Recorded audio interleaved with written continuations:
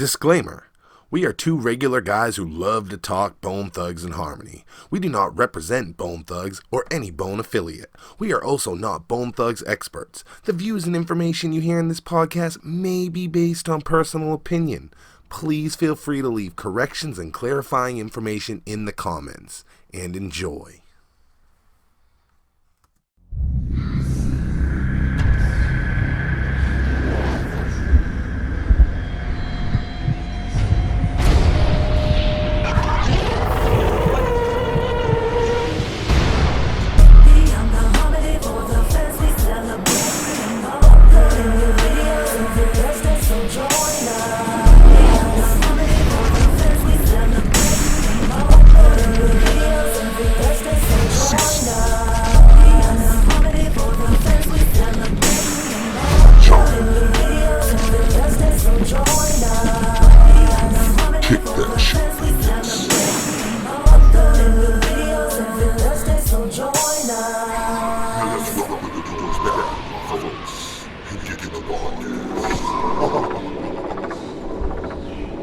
What's up, y'all? It's Caesar West, Beyond the Harmony, beyondtheharmony.com, back again with the one and only Jonathan Lippy.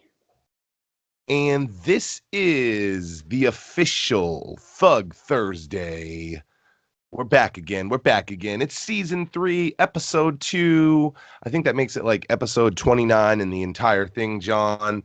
Did you ever think you would be this rich? Did you ever think season 3 of Beyond the Harmony would be in your life? Nah, man, I wrapped it up after that season 2, but thankfully, by the fans, by the luck of the draw, we are back once again, season 3, coming off that big high with that interview with Blaze last week. Yeah, I can tell you right now that even after season 1, we did so much in season 1. Shout out to season 1. If you haven't visited season 1 in a while, or you're a brand new listener, you want to go check out season 1. It's a ridiculous amount of episodes. We learned after season 1 that you don't need to do that many episodes in one season. And after season 1, I was really like, well, I think we did it all. Season 2, though, kind of rejuvenated me. And then we had this big COVID break, and here we are, season 3. Like you said, we just had that Blaze interview. Brand new format has kicked in. Yeah, Thursday. I was gonna ask you about that Wasteland Warrior weekend. How do you feel about that? Do you like this new format? I really like it. I'm really enjoying the way that it's going. You know, I think that the interviews are shorter, but it makes them more precise. It leaves me as an interviewer wanting more. I know it leaves the guest wanting more if we base it on Blaze. Blaze didn't want to leave. I didn't want Blaze to leave. I'm sure the fans didn't want him to leave. But what you guys don't know is you really do, after 3 hours of something, you guys are losing out on the best part. So I think that this format is great because it's going to really open us up for bringing a guest back more and more, because when you're only getting them for like a half hour, they're not burnt out from being on the show. The listeners aren't, kind of going into that trance where you're just hearing stuff. The Wasteland Warrior weekend really broke the Blaze interview down. We had the initial Thug Thursday, about 35 minutes, and then every episode after that was only about 20 minutes. So even longer than what we were looking to do. But, overall, it really seemed to flow, I think, better. Not to mention, you see a lot of nice upgrades on the screen. Yes, indeedy. Nice upgrades on the screen. We're finally getting to use some of those intros that we've been dying to use, and now we have the opportunity to, I think, exhaust the full catalog, except maybe for one or two. But I love the new intros. I love the old ones that we continue to use. I still love the Feenics Ryzin outros. They always work, man. They always get me. It's what I wanted. This new format is exactly what I wanted. I wanted it shorter. I wanted to not feel burnt out by the end of each interview. And I think that's going to enable the longevity of the show to we're not dead and just gasping for air by the end of the season. Yeah. So. Yeah, the interviews were marathons. Yeah. The biggest marathon I ran, I lost you not even halfway through, was Romeo. I learned a lot in that night. I was Yeah. like, this is I learned a lot about boundaries for myself. And I went so far beyond the fucking harmony with Romeo that it was ridiculous. I was beyond. I was beyond the beyond of harmony, and I learned a lot in that night. And it took 2 seasons of grinding, and you see that we've made the changes. I went back, I listened to some of the first season. The audio's hit or miss. The way we had to edit back then was much different. The visual was just a picture slapped on the screen. Season 2, we started to rotate some pictures, but it was nothing. And now you got ads on your screen. Last week we had video of Blaze on your screen. It's really exciting this year. So we've learned a lot over 3 seasons, a lot over 2 seasons to bring you the third season rather. And I think that this season's going to be great. I think that the format change, and I believe that even just the improvements like you're seeing on your screen right now are going to really make things exciting for our old listeners and for our brand new ones. If you're a brand new listener and this is your first time at Beyond the Harmony, there's only 2 rules at Beyond the Harmony, and the first one is you go back and check out the first 2 seasons. So Check out the playlist as well. Many John, goodies buried in those playlists. John loves these fucking playlists, man. Yes. Joe, check out John's playlist. If we were on the street with signs, John's would say, "Please check out my playlist." Not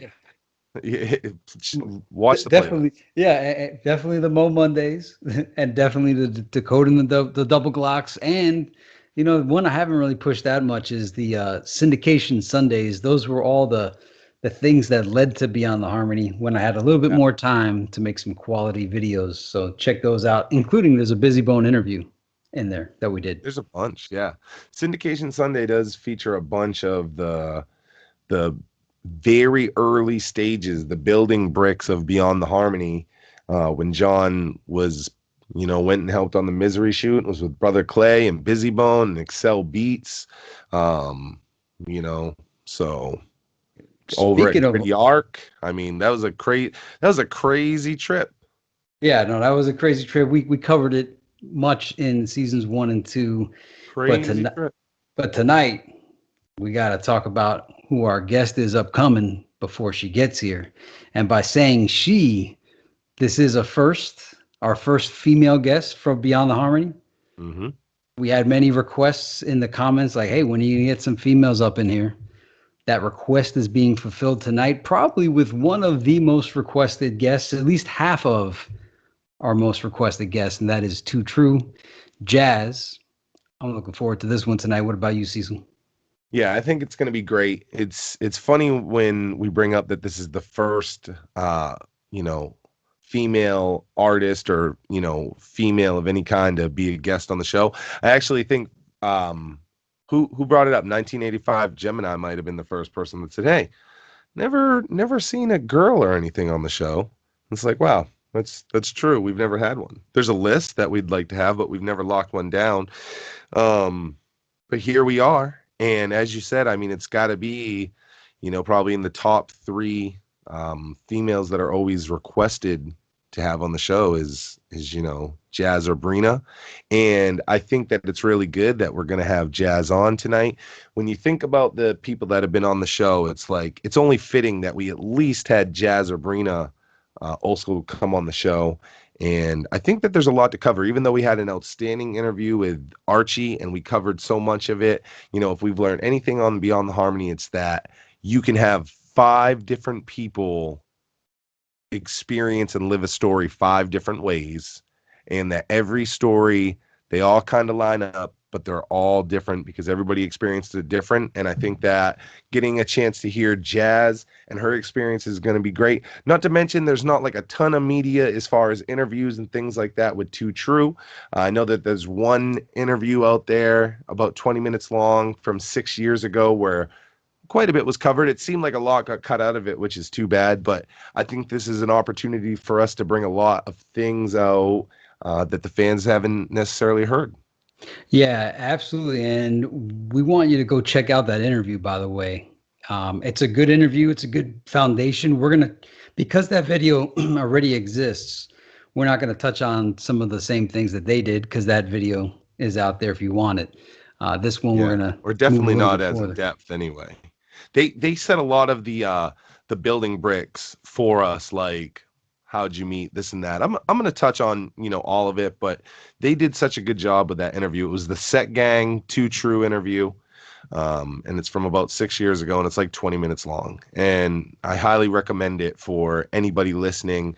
If you like what we do on our show, you'll like that interview, and it'll give you that extra plus. Jhaz and Brina are both in it, and it's fun to watch them interact with each other. So Yeah, over the course of this week, as I was prepping for this, it dawned on me that Two True is not on Shasta the Double Glock. And it seems like something so obvious, but it never occurred to me because I always thought of Shasta the Double Glock as like a Mo Thug track. But it kind of brought back when we asked Sin, what was the lineup for Shasta the Double Glock? And he's like, well, it's Bone, Poetic Hustlers, and Graveyard Shift. yeah, and Graveyard Shift. So now it makes sense. There's no Two True, and it's just one of those like, wow, I never realized that. So Well, that was like even though it was Mo Thug, it's like pre-Mo Thug, because when Sin talks about that, he talks about how a lot of people think that it's Gates and Shots to the Double Glock, and I actually think that he said it was 101 in there, and Mo Hart isn't even in Poetic Hustlers at that point. So that's like Mo Thug before Mo Thug was like really Mo Thug. And I think we'll find out tonight that that Two True, as far as Mo Thugs, probably came in right after that period, but that's something I think we'll figure out tonight. yeah, that's the reason why it's intriguing. Why I bring it up is not to say like, hey, Two True's not on Shots at the Double Glock. It's just that they're parallel. If you watch that 20-minute interview, they're from the same area. They knew all the same people, and so like the chronology of it just never occurred to me. And I hope that's one of the things we discover tonight is the chronology of how they got with Mo Thug, and because we know Archie knew everybody, and so it's just a neat tidbit that never occurred to me. I think what we'll see here tonight is that, unlike a lot of the other Mo Thug associates, Two True was simultaneously chasing fame the way Bone was, on the same type of like hustle. And I won't take the story away. If you haven't seen the Set Gang interview, then I don't want to ruin tonight for you. But I think we'll see that they were kind of chasing fame, simultaneously, and it just kind of changed their piece of this a little bit compared to like some of the other Mo Thugs that I think were chasing it with Bone, as a team. Two True kind of came in there after, but that's something that we're gonna leave to Jhaz for tonight to tell the whole story. We got a lot of questions to ask. We got some from the fans loaded up as well. We're gonna go ahead. We're gonna take a quick season 3 commercial break, and when we come back, we'll be back with Jhaz from II Tru.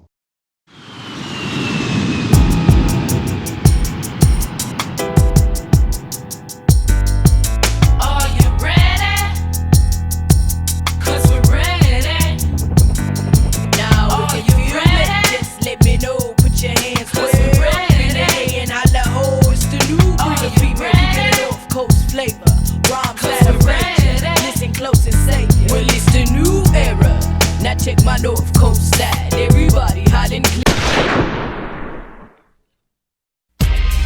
Yeah, nigga. Thug line up in this motherfucker. Nigga, used to sort off leather face. Going down. Nigga, y'all motherfuckers fucked up. Let's get high. Yeah. Now my nigga Pop run y'all motherfuckers the thug passion. Rest in peace. Got y'all niggas fucked up. Yeah. We got some new shit, nigga. Check this shit out. It's called. And we are back. John Cecil West, and we now have with us Jhaz from II Tru. Jhaz, I want to thank you for coming on the show and being with us. How are you tonight? Slow motion beat no motion, and the kid is moving, baby. It's awesome to have you on. This is something that I tried to make happen for a bit. I was so lucky that I know and I've built a good relationship with Archie, because fans have repeatedly asked for you to come on the show, and I'm like, Archie, you got to do it for me this season. You got to set me up. And he's like, I got you. You know how Archie is, goes, I got you. And he got back to me and said, Jhaz is going to do it for you. So I'm happy to have you on here. You are the first female in 3 seasons that we've ever had on the show. And I would say you are top 3 most requested. So it's a pleasure to have you here. Hey, that sounds good. Thank you. So Thank you. we talked a little bit before you came on, and I said that you guys had a great interview about 6 years ago where you updated a lot of the fans. You and Brina updated a lot of the fans on what you had going on. We're now 6 years removed from that, and I want to make sure that we bring the fans up to speed with you, but we should touch on a couple things just in case there's some new listeners. So I guess I'll start with you and Brina, to my knowledge, both Cleveland natives, born and raised. Is that right? Yeah, pretty much, yes. Yeah, pretty much. Okay.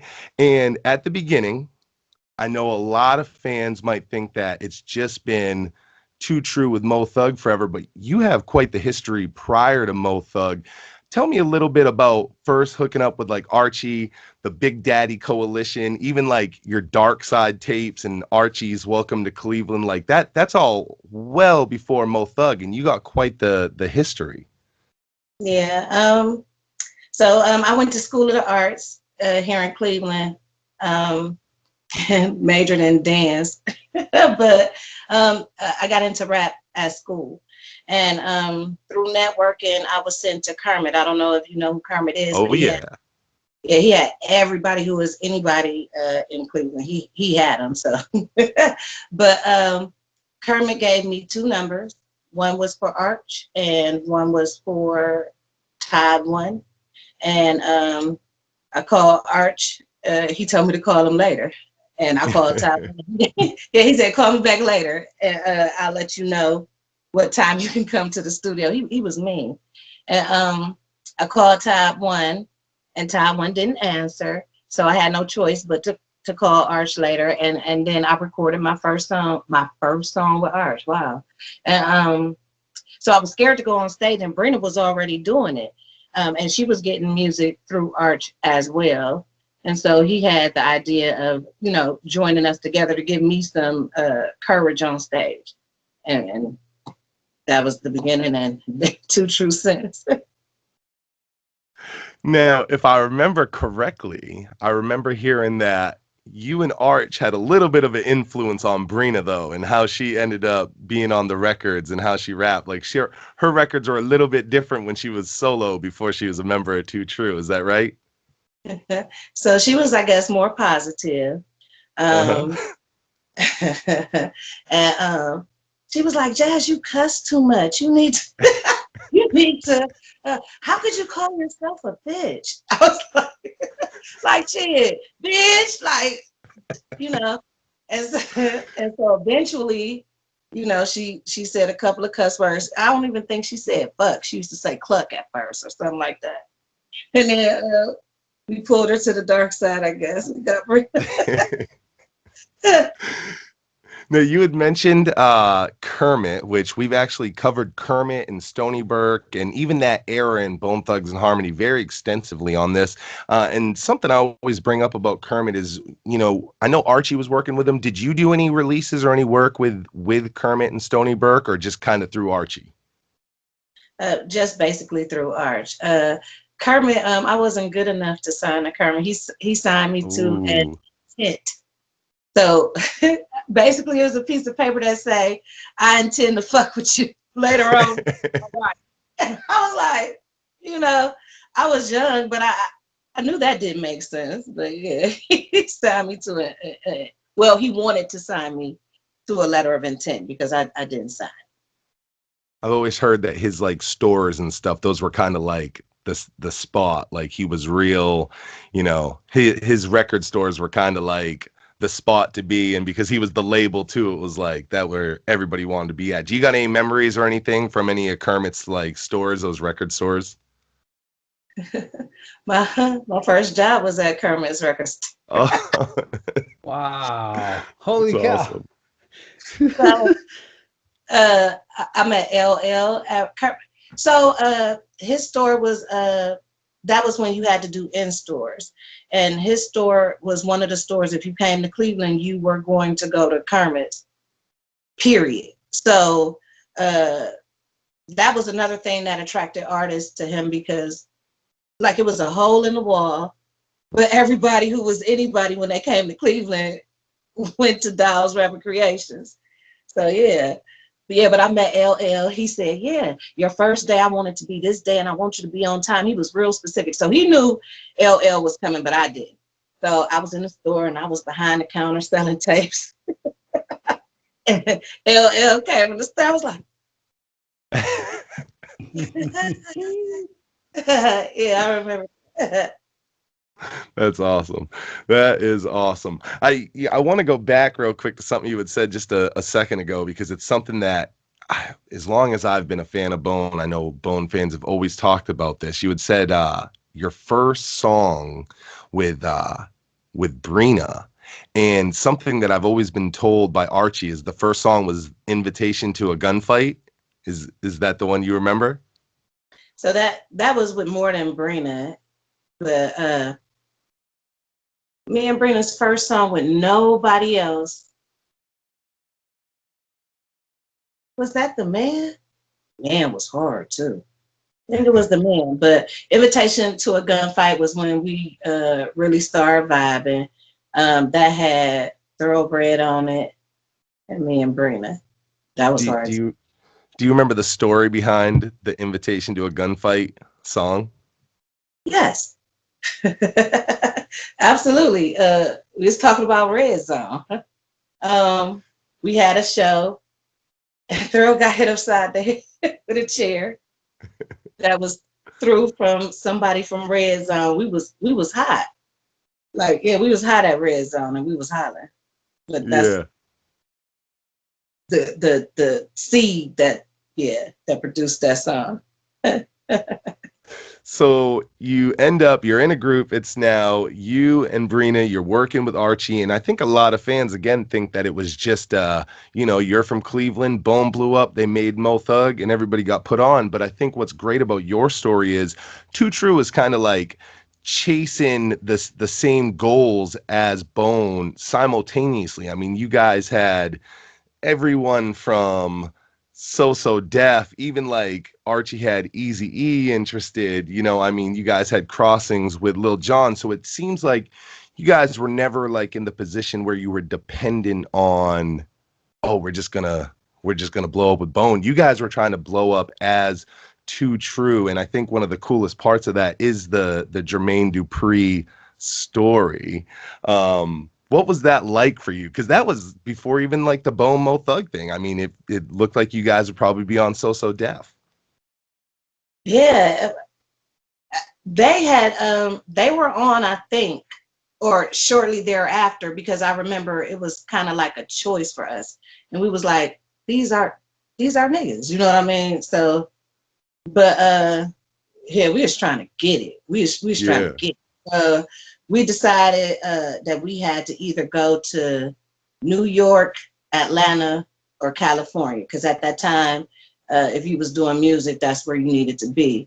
So we said, New York ain't go fuck with us, because you know how we get down. Cali maybe, but we said Atlanta, that's where we. My grandfather drove us down to Atlanta in his Roadmaster. Hell no.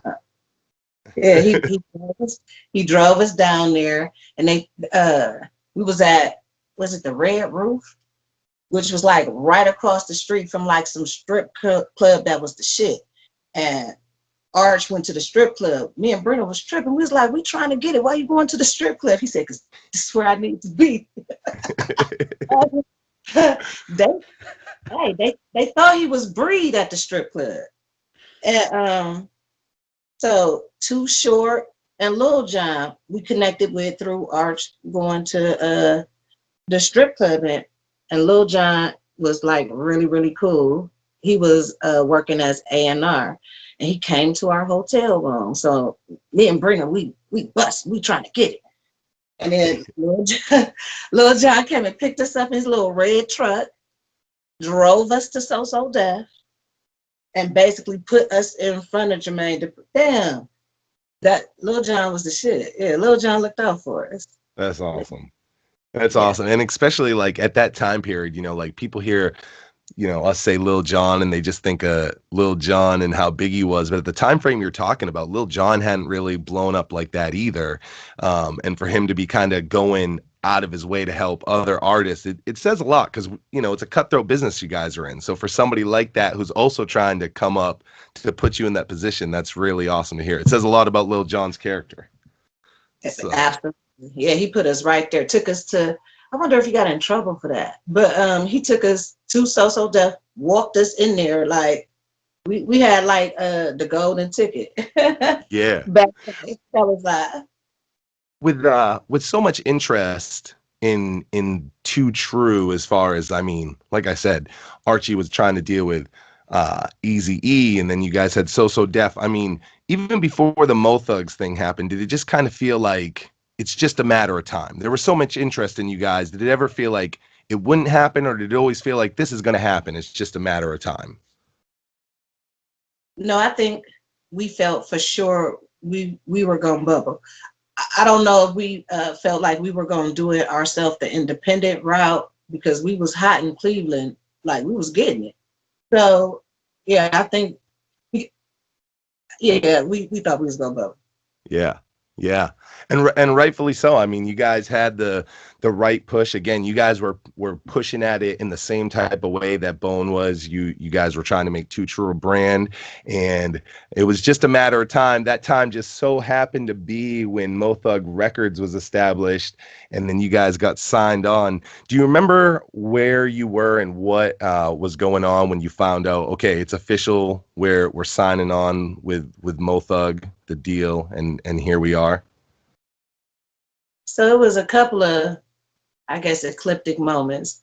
The first was at Arch's house/studio on North when the tickets, we got them FedEx, we opened them, we had 3 first-class tickets. We was like,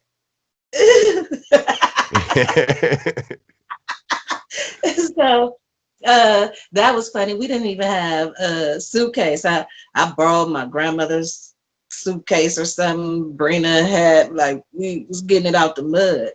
And another ecliptic moment when we got off, one of us had a garbage bag.